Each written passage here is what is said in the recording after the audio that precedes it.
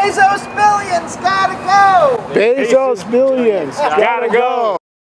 So today, there are at least a dozen, perhaps 15 demonstrations planned all around the U.S. to protest the greed of Jeff Bezos and Amazon, to protest the conditions inside the Amazon facilities, to protest the racist union busting that actually forced, was so outrageous that the National Labor Relations Board overturned the illegal vote against the union in Bessemer, Alabama.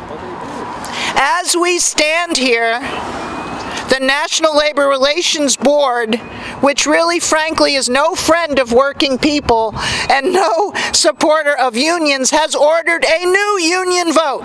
Yay. Starting the beginning of February.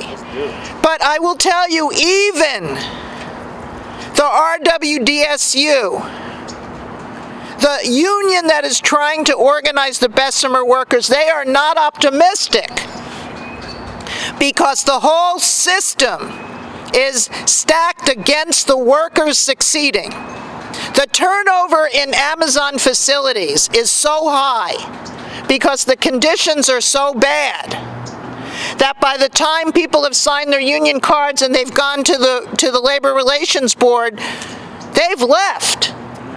So it is so hard using a traditional method of collecting union cards to actually win a union vote. Wow. And the union knows it. The retail warehouse department store union, the RW, they know it. They're sort of stuck there. And so what we have to do, we have to create a country, really an international movement, but in the U.S., we have to create a U.S.-wide movement across all sectors of labor, across the unemployed, across people in prisons, across all of the workers, whether they're in unions or not, and support the right of Amazon workers to have a union. That's really what it boils down to. Every other country in the world has a very large percentage of working people in the unions. The United States has done their homework, and they have, at one point, they smashed a very vibrant union movement in the United States. Our job is to bring back the militancy and to go beyond, of course. But we have to do it with more than the 9 or 10% who are currently organized. So we have to have a different approach. We cannot depend on just saying, hey, it's just going to be organized labor. It's not. It's going to be people in communities. It's going to be people banding together. It's going to be really a class-wide movement to not only support Amazon, but to support the workers at Starbucks who are organizing the first unions in Buffalo and in Boston and in Tucson, Arizona, and all the other workers. There's so much going on that we don't even know about, because the initial organizing in Bessemer, Alabama lit a fire, even though they lost the election. It lit a fire among unorganized workers. And right now, there are workers at a facility, Amazon facility in Staten Island, that are fighting for an independent union, the Amazon Labor Union. And they're at the point with the National Labor Relations Board of turning in new cards. But they face the same struggle. They can't do it without us. They can't do it without us having a solidarity movement that will unite our entire class against Bezos. We are the many, and those billionaires are just a few. And next time Bezos goes up into space, let him stay there. Yeah. We don't need him here. That's right. Right? Let him stay there. We need justice for the majority of the people in this country, and they are working people. And what I mean by, just so we're clear, working includes undocumented, includes incarcerated, includes unemployed, it includes people who have never been in a union. Anyone who stands up who is exploited and oppressed by capitalism is part of our class. That's it. No one given a choice just would Thank you, Judy. And you have to ask in San Francisco, why is this democratic city, they call themselves liberals, Democrats, allowing Amazon to be here, this union buster? Because he's paid off. Apparently, Amazon and Bezos has paid off the politicians in San Francisco to allow this slave labor factory to open in San Francisco. Now, when we talk about organizing, the way workers organized in the 30s was through mass mobilization. They surrounded General Motors and Ford and other factories with thousands of workers, 20, 30,000 workers. That's really how we're going to organize Amazon and these big companies, because Jeff Bezos controls the government. What he did in Bessemer was a flagrant violation of the labor law, and he got away with it. He got away with it. They should have allowed those workers to have a union automatically because of his illegal activities. Instead, they want to have another election, which he will rig again. Can you count on Jeff Bezos to have a fair election? He's like a dictator. He believes he controls the world, like Elon Musk. They can do what they want, they can violate the laws, and there's no accountability. That's why we are for a mass workers' party, a labor party that's going to represent working people here in San Francisco and around the country. We need a political alternative, and especially with the rise of fascism in this country.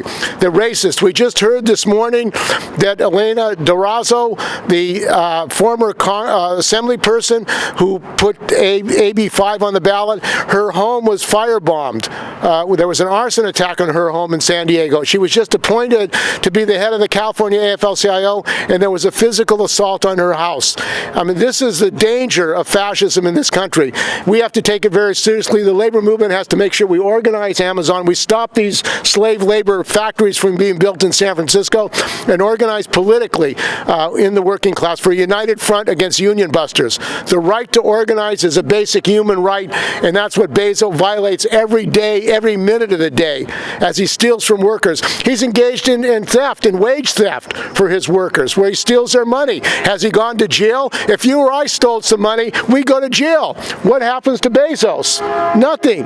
So our next speaker is going to be Charles Minster. somebody comes in. My name is Charles Minster. As he said, I'm a retired trade unionist here in the city.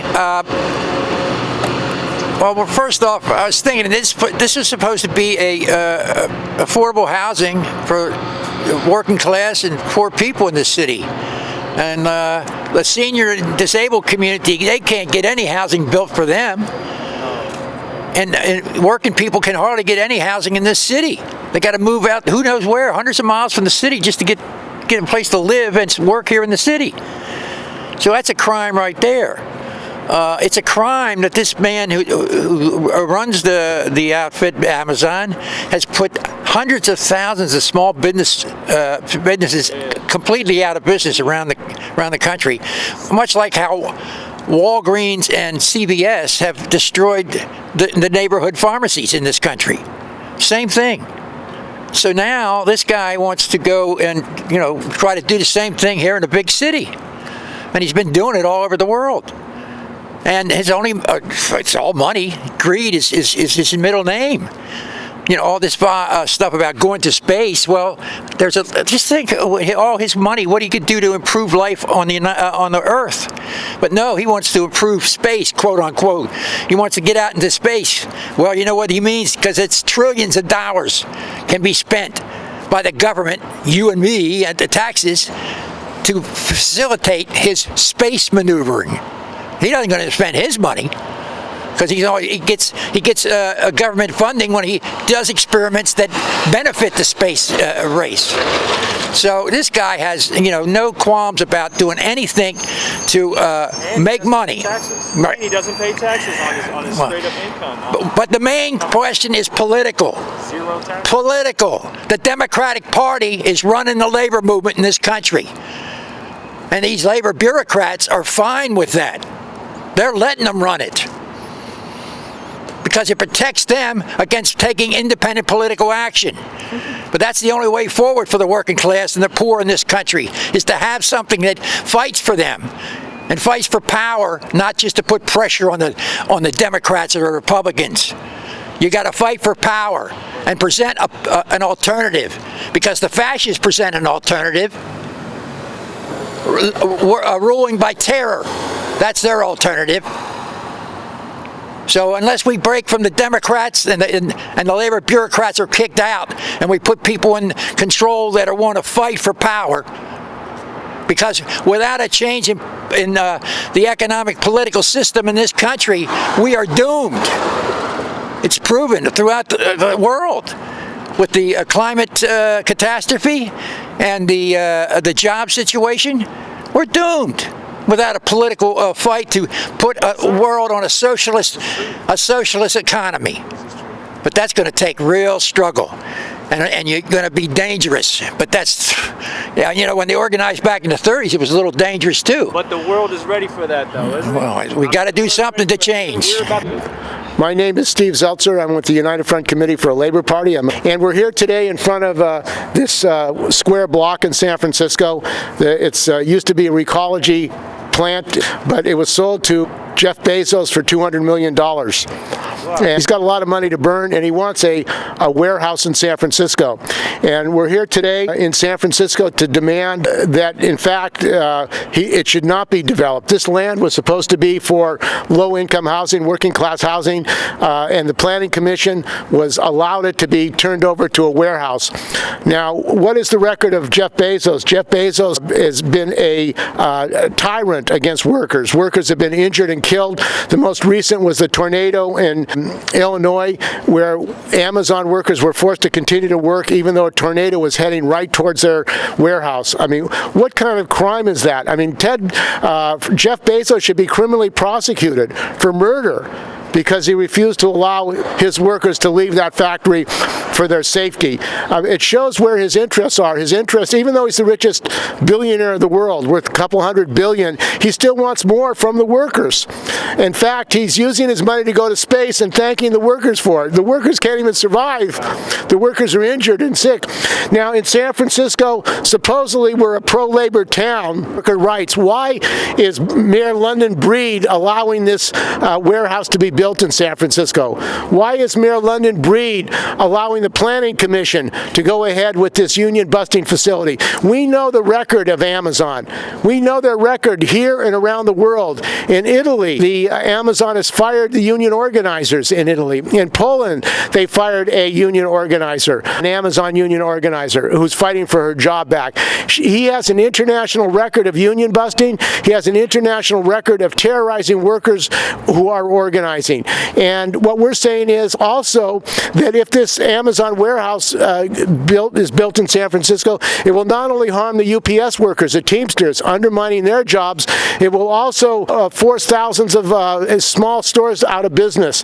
What Walmart did to rural America, where they built these big stores, they shut down the small businesses and created basically dead cities. This is what Amazon wants to do in San Francisco. They want to build a massive warehouse and shut down the small businesses where people should be going. So small business people are affected as well. We need working class housing. This should be a space for working class housing in San Francisco. And the billionaires in San Francisco should pay for that. We've got so many billionaires in San Francisco, they should pay for working class housing. You've got empty mansions in San Francisco and people sleeping on the street at the same time. So we're saying solidarity with Jeff Bezos. No Jeff Bezos slave labor warehouse in San Francisco. Amazon, no!